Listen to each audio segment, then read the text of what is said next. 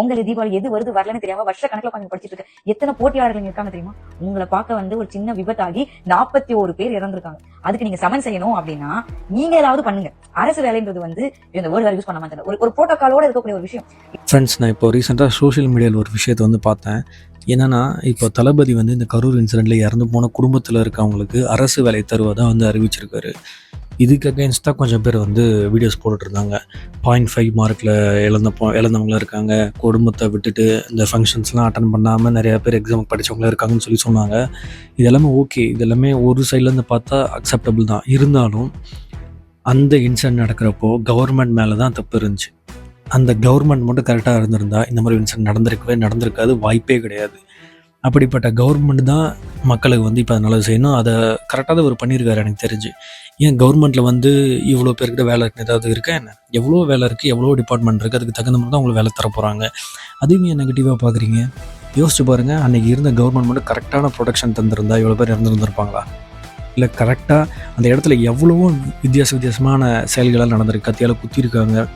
யாராவது விஜய் ஃபேன் விஜய் செருப்பால் தூக்கி போட்டு அடிக்க ட்ரை பண்ணுவாங்களா? அந்த மாதிரிலாம் ஆளை உள்ளே விட்டு செருப்பை தூக்கி உள்ளே போட விட்டு கலவரெல்லாம் உண்டாக்கி விட்டு இந்த மாதிரி ஒரு கேவலமான சதிகளெல்லாம் எவ்வளவோ பண்ணியிருக்காங்க. ஆனால் உண்மை மட்டும் ஒரு நாள் வெளியே வந்துச்சுன்னா அப்போ தான் இருக்குது இந்த கட்சிக்காரங்களுக்கெல்லாம். இந்த கட்சி, இந்த ஃபேன்ஸ் எல்லாத்தையுமே தாண்டி இந்த மனிதாபிமானம்ங்கிறதே அந்த இடத்துல எல்லாம் இழந்துட்டாங்க, சுத்தமாக இழந்துட்டாங்க.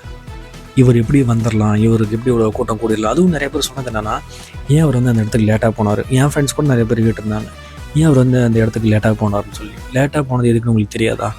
அவர் என்ன சாதாரண ஆளாக போகிறப்போ யாரும் பார்க்காம போகிறதுக்கு? அவர் வெளியே வரணும், எவ்வளோ கூட்டம் வந்துச்சு, எவ்வளோ மக்கள் சப்போர்ட் இருக்குது அவருக்கு, அதெல்லாம் தெரிஞ்சுதான் நீங்கள் டைம் கொடுத்துருந்துருக்கணும், இல்லை ஒரு நல்ல இடத்த தந்திருக்கணும். இதே கேள்வி என்கிட்ட கேட்ட கேள்வி அப்போ இருந்த ரூலிங் கவர்மெண்ட்டில் நீங்கள் ஏன் கேட்கல? ஏன்னா உங்களுக்கு கேட்க தெரியலையா, இல்லை பயமாக என்ன தெரியல? விஜய் விஜய் விஜய் விஜய் விஜய் விஜய் என்ன பண்ணால் என்ன? விஜய் ஒரு நல்ல விஷயம் பண்ணாலும் நல்லா தான் பார்க்குறதே கிடையாது இப்போல்லாம். அதெல்லாம் என்ன சொல்கிறேன்னு தெரில. எனக்கு அவர் கவர்மெண்ட் வேலை கொடுத்தது கரெக்டாக தான் தோணுது. ஏன்னா கவர்மெண்ட் பண்ண தப்பு கவர்மெண்ட் தான் சரி பண்ணணும். அதனால் அப்போ இருந்த கவர்மெண்ட் அது பண்ணலை. இப்போ இருக்க கவர்மெண்ட் தளபதி மூலிமா இப்போ அவர் சரி பண்ணிகிட்ருக்காரு, சரி பண்ண ட்ரை பண்ணிகிட்ருக்காரு. என்னதான் இருந்தாலும் எவ்வளோ பேர் இறந்தாலும் அதுக்கெலாம் யாராலையும் அதை ஈடு கொடுக்க முடியாது. இருந்தாலும் இந்த ஒரு மூவ் நல்ல மூவ் தான் நான் நினைக்கிறேன். நீங்கள் என்ன நினைக்கிறீங்க?